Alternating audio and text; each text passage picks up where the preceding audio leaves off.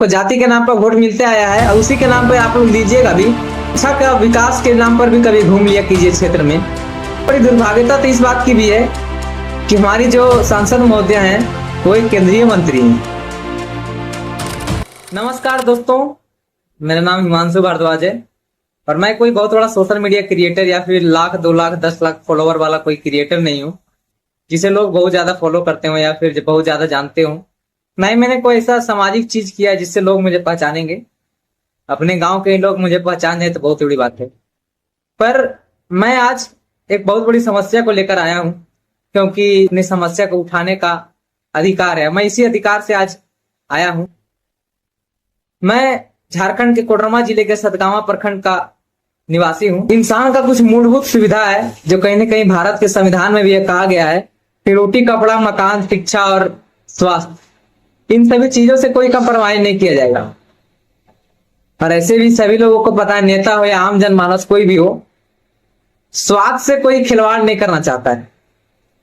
लेकिन यह बात नेताओं तक ही, अमीरों तक ही रह जाती है। जब बात नॉर्मल इंसान, मिडिल क्लास इंसान पर आती है तो लोग यह सोचना बंद कर देते हैं कि स्वास्थ्य एक मूलभूत सुविधा है। क्योंकि सतगामा का एक स्वास्थ्य केंद्र है, सामुदायिक स्वास्थ्य केंद्र, जहां कल एक नोटिस चिपकाया जाता है कि जिनको भी यहां से किसी कारणवश कोडरमा सदर अस्पताल रेफर किया जाता है उनको डीजल का खर्चा 12 लीटर डीजल का खर्चा खुद अपने जेब से देना पड़ेगा। तो मैं झारखंड के स्वास्थ्य मंत्री इरफान अंसारी जी से पूछना चाहता हूं कि सामुदायिक स्वास्थ्य केंद्र, उसका नाम आप क्यों रखवाए? उसको आप प्राइवेट हॉस्पिटल घोषित कर दीजिए ना। वहां पे कभी एंटीवेनम इंजेक्शन मिलता है। सतगामा एक सुदूरवर्ती क्षेत्र है, जंगली क्षेत्र है, जहां पर लोग अपना उपचार कराने आते हैं। लेकिन जब हाथी पे कुचल दिया जाता है, जब कोई सांप काट लेता है, तो कोई उपचार ही नहीं हो पाता है। प्राथमिक उपचार भी होना चाहिए था, लेकिन पूरा तरह सुविधा वहां नहीं होने के कारण वहां पे इलाज नहीं होता है।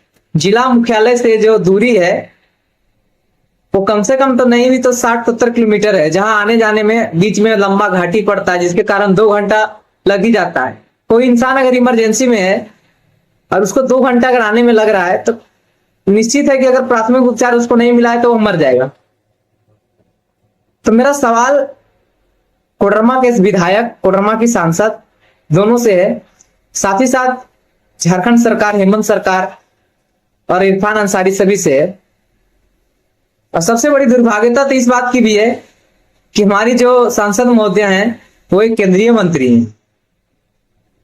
केंद्र के स्वास्थ्य मंत्री से भी उनका वार्तालाप आयो दिन होते रहता होगा, परंतु ये सब मूलभूत सुविधाएं पर उन लोग क्यों नहीं बात कर पाते? हाँ, ये बात है कि आप लोग को जाति के नाम पर वोट मिलते आया है और उसी के नाम पे आप लोग लीजिएगा भी, क्योंकि एक दिन दर्शन देना आपको नहीं है। कभी शिक्षा का विकास के नाम पर भी कभी घूम लिया कीजिए क्षेत्र में। लोग आप लोग को बहुत याद करते हैं। गलती जनता का भी है।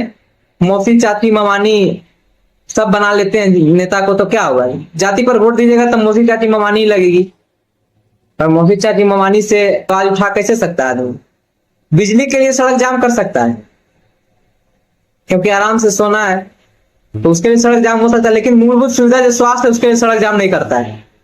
मतलब अगर इंसान चाहे, अगर आदमी जनमानस चाह ले कि हम सड़क पर उतर जाएंगे कोई समस्या को लेकर, तो कोई माई का लाल है कि जो समस्या को पूरा नहीं करेगा, उस समस्या का समाधान निकाले बिना वहां से हिल जाएगा?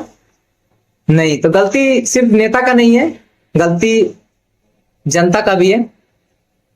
बाकी आप लोग इस वीडियो में टैग कीजिए, संसद को टैग कीजिए जो अन्नपूर्णा देवी जी हैं, विधायक को टैग कीजिए नीरा यादव जी हैं, और फिर इरफान अंसारी जी को टैग कीजिए, हेमंत सोरेन को टैग कीजिए, जो भी लगता है जिनको टैग करना चाहिए कीजिए, ताकि यह बात उनके कानों तक जाए। आज अन्नपूर्णा देवी ने अपने मत से एक गाड़ी दिया है, तो मैं पूछना चाहता हूँ कि क्या गाड़ी देना, एक एम्बुलेंस देने से इस समस्या का हल हो जाएगा? एम्बुलेंस तो है, बात वहां पर है कि हर बार यह सिचुएशन सतगामा में ही क्यों आता है?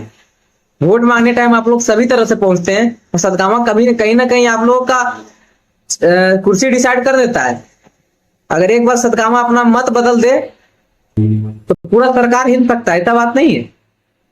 आप लोग थोड़ा सोच समझ कर काम कीजिए कि आम जनमानस को तकलीफ ना हो। मैं इसलिए बोलता हूं क्योंकि यह घटना कभी मेरे साथ भी हो सकती है, भगवान ना करे, लेकिन किसी के साथ भी हो सकती है। और यह बात सभी के लिए है कि लोग अपने आवाज उठाएं, ठीक है। अगर स्वास्थ्य सामुदायिक स्वास्थ्य केंद्र है तो उसमें मूलभूत सुविधा दिया जाए कि आदमी उसका कुछ उपयोग हो। ना कभी डॉक्टर रहते हैं, कभी गया मरीज तो डॉक्टर ही नहीं मिले, मतलब आधा से ज्यादा मरीज रेफर होते होते मर ही जाता है। और यह दुर्भाग्यता है हमारी। बाकी आप लोग जैसा समझे, मुझे लगा यह बात बोलना चाहिए था और मैंने बोला। धन्यवाद।